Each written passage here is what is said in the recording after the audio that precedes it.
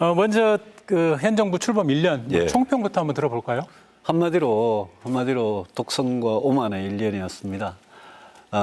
지금 성적표가 뭐 말해주지 않습니까? 우리 대통령에 대한 정부에 대한 지지가 30%대에 이렇게 왔다 갔다 하고 있는데 이 숫자는 국민들께서 1년 전에 비록 근소한 차이로 이겼지만 이 정부에 대해서 저도 마찬가지고 잘해주기를 나라와 국민을 위해서 잘해주기를 진짜 바랬는데 지난 1년간 굉장히 아슬아슬하고 조마조마했고 지금은 실망이 굉장히 크신 거죠. 그래서 지금 저는 이 정부한테 제일 필요한 거는 우리는 뭐 대통령제 나라니까 대통령의 권한이나 책임이 막강한 나라 아닙니까?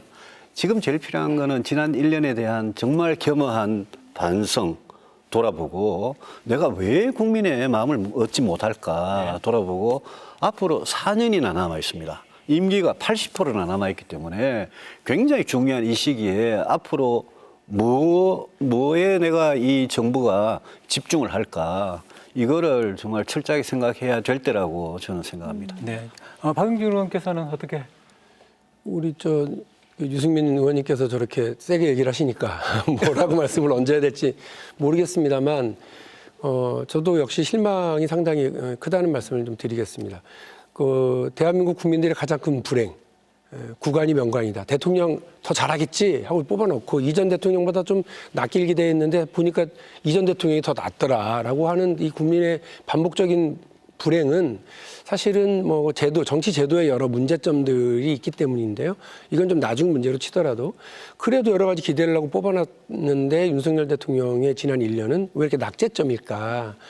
가장 큰 문제는 저는 대통령은 소통, 그래서 귀를 열어야 된다고 생각하고요. 또 통합, 국가 전체를 하나로 묶어야 된다고 저는 생각합니다. 그러기 위해서 노력을 해야 되는데 여전히 여야 갈라치고요. 또 이제 진영 논리에 기반을 해서 정치를 풀어나가고 또 지역 구도도 상당히 계속해서 반영하면서 잘못된 정치의 길을 가고 있는 것 아닌가. 소통 문제와 관련해서 야당 대표를 지금까지 한 번도 만나지 않는다고 하는 건 대단히 중요한 문제라고 저는 생각을 합니다. 소통을 하고 귀를 열어야 되는 건 가장 만나기 싫은 사람, 듣기 싫은 이야기, 이걸 듣는 자세가 필요하다고 보는데 지금 대통령의 새로운 별명. 네. 58분. 1시간을 만나면 58분 동안 본인 얘기만 한다는 거 아니에요. 그러니까 이런 식으로 남의 얘기를 듣지 않고 그렇게 되니까 듣기 싫은 소리는 더 멀리하고 보기 싫은 사람은 더 멀리하다 보면 자꾸 국민 통합의 길은 멀어질 거라고 저는 생각을 합니다. 네. 지금부터는 그럼 여야는 잘하고 있느냐, 여당과 야당에 대한 이야기를 좀 해보겠습니다. 국민의힘은 여당의 역할을 과연 잘하고 있느냐, 이건 박 의원께 먼저 여쭤볼게요. 어떻습니까? 아니죠. 그러니까 국민의힘의 지금 지도부를 좀 보면 지금 2명 벌써 날아갔잖아요. 네. 그러니까 뭐 망원 1삼던 태영호 의원, 저는 그분은 뭐 최고위원 자리가 아니라 국회의원장을 내놨어야 되는데 이상하게 이상한 입장문을 발표하셨더라고요. 국민에게 미안하지 않아요. 그걸 보면 대통령이 있는 대통령실에 미안하고 당에 미안하대요. 그게 다야. 그런 분이 당 지도부에 있었더라고요. 그리고 뭐 광주 관련한 망언도 일삼고 했었던 김재원 의원도 이제 했으니 저 지도부가 뭐 다른 분들은 그런 멀쩡한 지도부냐. 저 거기에도 퀘스천 마크가 있고요. 이와 관련해서 여당으로서의 자기 역할이 대통령의 명을 잘 수행하는 그런 명령 수행 조직이 아니잖아요. 이렇게 얘기하고 나면 그럼 우리가 여당일 때 잘했냐? 저도 비판적으로 생각합니다. 그러니까 뭐 저 같은 사람들은 내부에서 이렇게 하면 안 된다. 다른 얘기 목소리 내면 내부 총질하냐 수박이냐라고 이렇게 하다가 뭐 안에서 고통도 받았습니다만 저는 우리가 민주당이 여당일 때 제대로 못했어서 사실 국민들에게 실망 주고 정권 잃었다고 생각합니다.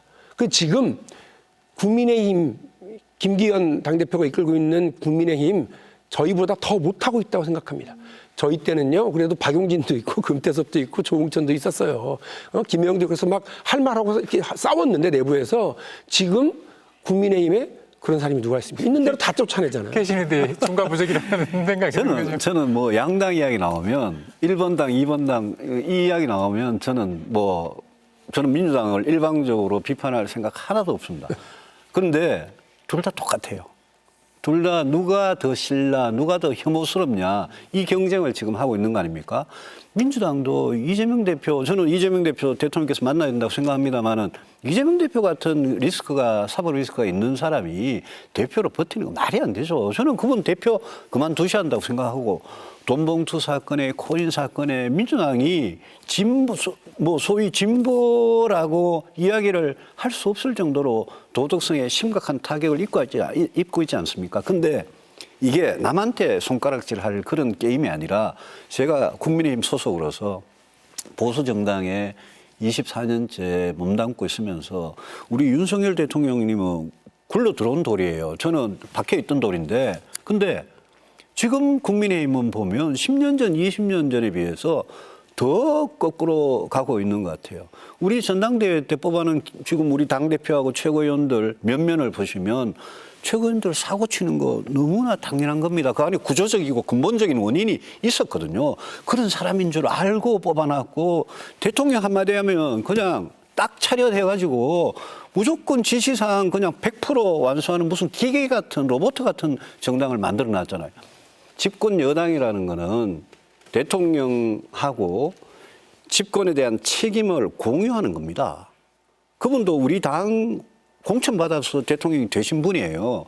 그러니까 책임을 공유하기 때문에 우리가 어떻게 하면 국민들한테 나라에 정말 책임을 지냐 이런 의식을 가지고 책임을 공유하려면 그러면 대통령 밑에 가서 수직적으로 하수인같이 그렇게 놀면 안 되죠. 그거는 수평적으로 가야죠. 그래서 우리 지금 제가 보기에 두 당 중에 어느 당이 먼저 부패하고 썩어 빠진 부분을 잘라내고 먼저 변하느냐 그 당이 내년 총선에 이길 겁니다. 그렇죠. 이제 총선 이야기도 이제 나와야 될 테고 근데 누가 더 빨리 변하느냐, 변하는 척이라도 할 것이냐의 문제일 듯 싶은데요. 척에서는 안 되겠죠. 네, 척에서는 안 되겠죠, 당연히. 자 이제 그러면 이제 당내 우리 안으로 비판을 이를테면 제안을 해주신다면은 우리 국민의힘의 우리 지도부에 어떤 요구를 하겠다, 어떤 저는 제안을 우리 하겠다. 국민의힘 지도부 플러스 우리 국회의원들이 저는 윤석열부터 독립선언을 해야 됩니다.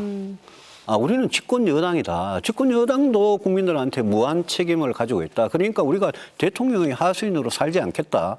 그 점을 국민들한테 먼저 하고 예컨대 무슨 5.18 평화바람 제주 4.3 거기다 무슨 녹취록 저는 이런 거 걸리는 대로 저는 무조건 다 잘라내야 한다고 생각합니다. 내년 총선에 그런 사람들은 아예 발도 못 붙이게 해야 되고 민주당의 코인 사건 터지면 저는 국민의힘 안에서 자체적으로 모든 의원들, 모든 당협위원장들한테 코인 다 신고해라.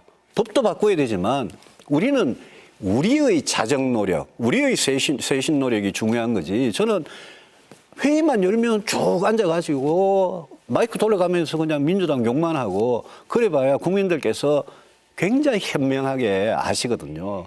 저는 국민의힘이 문재인 정부 탓 그만하고 민주당 탓 그만하고 국민의힘 스스로 똑바로 서면 그러면 내년 총선에 희망이 있을 거다 생각합니다. 독립선언을 해야 한다라고 하셨거든요. 어떠십니까? 박 의원께서는 민주당 내부로. 제가 지금 앞에서 이렇게 길게 윤석열 정부 못한다, 국민의힘 못한다 이렇게 얘기했잖아요. 민주당이 답답한 건 그런 윤석열 대통령과 그런 국민의힘에게 손가락질을 받는 정당이라고 하는 거죠. 그러니까 저도 딱 기준이 그렇습니다. 원리 원칙대로 그리고 당원 당규대로 고지고대로 국민 상식대로 이렇게 하면 된다고 봐요. 문제가 있으면 떨어내야죠. 우리가 선제적 대응 하는데 그거 다 있어요. 민주당 당원 당규에. 당원 80조가 그런 거 아닙니까? 기소되는 순간 당직 관둬라 이렇게 얘기하는 거고 문제가 있으면 기소되거나 이런 사람들에 대해서는 공천에서 거의 사실상 배제했거든요. 근데 이런 것들이 작동되지 않는 민주당, 국민들이 실망하는 거죠. 이런 것들이 작동되지 않으니까 이제는 내로남불 정당을 넘어서서 돈봉투, 부정부패, 기득권 정당 이렇게 청년들에게 그리고 지지자들에게 실망감을 준 정당으로 가고 있는 거니까 저는 민주당이 고지고대로 원리원칙대로 가야 된다고 생각을 하고 또 하나 말씀을 드리면 비슷한 얘기인데요. 민주당 의원들끼리 모이면 제일 공포가 뭔지 아세요? 뭔가요? 윤석열 대통령이 정신 차려서 우리 유승민 의원님을 선대위원장으로 앉히는 거예요. 그러면 우리는 그냥 앗소리도 못하고 지겠구나. 그래서 바로 옆에 있는 국민의힘 의원들에게 물어보죠. 이럴 가능성이 에이 무슨 소리야 걱정도 하지 마 이렇게 얘기합니다. 근데 거꾸로 그 국민의힘 의원들은 언제 민주당이 정신 차리냐가 제일 걱정이라는 거예요. 그러니까 이런 상황을 서로 보면서 저기가 망가지고 있으니까 조금 안심. 그럼 우리도 대충 살아도 되나? 이런 잘못된 말도 안 되는 정치 구조를 빨리 바꿔야 된다고 생각을 하는데 민주당부터 변화하고 혁신하고 쇄신하겠다고 하는 각오를 지금 가지고 있고요. 저는 지난번 원내대표 선거가 큰 변화의 시작점이라고 말씀드리고 그 원내대표인 박광원 원내대표가 이번 주 일요일 날 쇄신 의총을 합니다. 2차 쇄신 의총을 하는데 일요일 날 의총을 소집했어요. 도시락 준비 다 했으니까 집에 갈 생각하지 말아요. 그래서 그날 4시에 모여갖고 뭐 밤 늦게까지 아마 할 것 같은데 이 자리에서 저도 그렇고 많은 의원들이 지금 그 전원 발언하겠다고 지금 준비하고 있거든요. 뭐 백가쟁명도 좋고요. 혼란스럽다 보일 정도로 당 안에서 우리 달라져야 된다는 얘기를 내겠습니다. 결과를 만들어내겠습니다. 언제 어디서나 내 손 안의 뉴스. 광주 MBC 뉴스 유튜브 구독으로 함께하세요.